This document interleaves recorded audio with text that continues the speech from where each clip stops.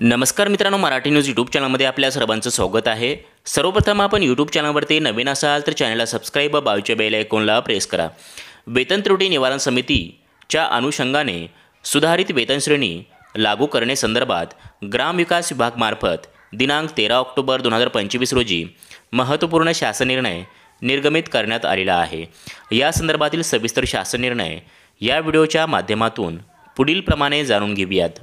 सदर शासन निर्णयामध्ये नमूद करण्यात आले आहे की शासनाने वेतन त्रुटी निवारण समिती 2024ने सादर केलेल्या अहवालातील शिफारसी व त्या संदर्भात दिनांक 2 जून 2025 रोजीच्या शासन निर्णयानुसार घेतलेल्या निर्णय ग्रामविकास विभागाच्या खाली नमूद करण्यात आलेल्या संवर्गांना लागू करण्यात येत आहेत। यामध्ये शाखा अभियंता किंवा सहाय्यक अभियंता श्रेणी 2 या पदास 7वा वेतन आयोगानुसार S15 41,800 ते 1,32,300 या वेतनस्तरमध्ये वेतन निश्चिती करण्यात आली होती। तर समितीच्या शिफारसीनुसार आता सदर संवर्गास S16 44,900 ते 1,42,400 असे सुधारित वेतनस्तर निश्चित करण्यात आले आहेत। त्याचबरोबर कनिष्ठ अभियंता या संवर्गास 7वा वेतन आयोगानुसार S14 38,600 ते 1,22,800 या वेतनस्तरमध्ये वेतन निश्चिती करण्यात आली होती। तर समितीच्या शिफारसीनुसार S15 41,800 ते 1,32,300 असे सुधारित वेतनस्तर निश्चित करण्यात आले आहेत।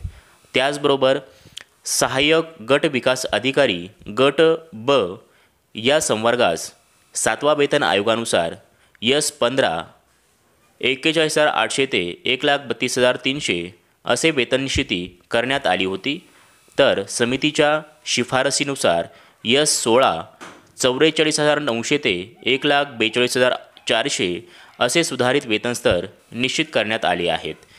त्याचबरोबर आरोग्य पर्यवेक्षक तथा विस्तार अधिकारी आरोग्य या पदास 7वा वेतन आयोगानुसार S13 35,400 ते 1,12,400 असे वेतनस्तर निश्चित केले होते।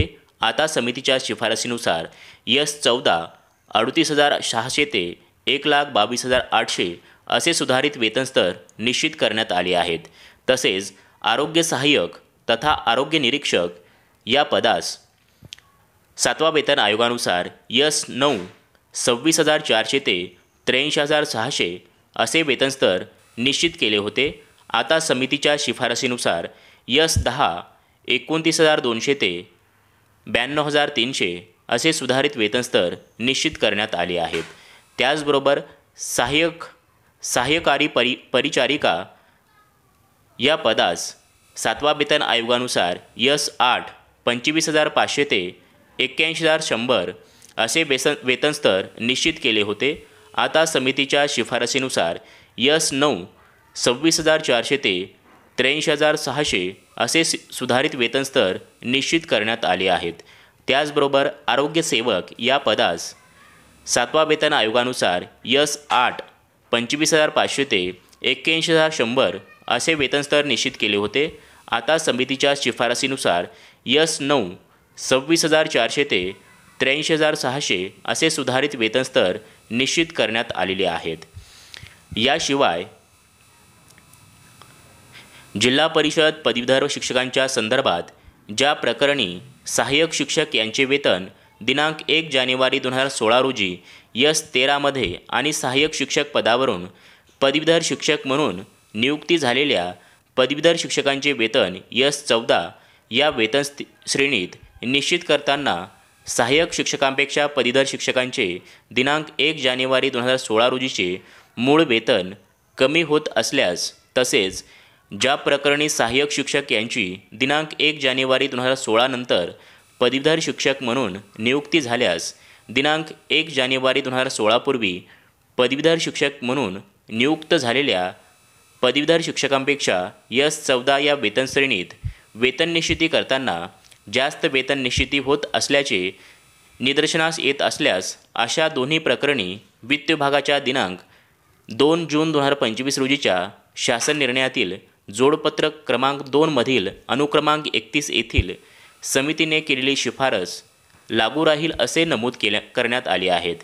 याशिवाय वित्त विभागाच्या दिनांक 13 फेब्रुवारी 2023 रोजीच्या शासन निर्णयाच्या अनुषंगाने ग्रामविकास विभागाने जिल्हा परिषदेमधील लघुलेखक उच्च श्रेणी, लघुलेखक निम्न श्रेणी व विस्तार अधिकारी या संवर्गाच्या वेतन श्रेणीत सुधारणा करण्यात आली आहे. सदर सुधारित वेतन श्रेणीमध्ये वेतन निश्चिती करताना ज्या कर्मचाऱ्यांचे सुधारित वेतन पूर्वीच्या वेतनापेक्षा कमी होत आहे अशा कर्मचाऱ्यांनाच वित्त विभागाच्या दिनांक 2 जून 2025 रोजीच्या शासन निर्णयातील जोडपत्र 2 मधील अनुक्रमांक 4 ते अनुक्रमांक 7 मधील समितीने केलेली शिफारस लागू राहील असे नमूद करण्यात आले आहे.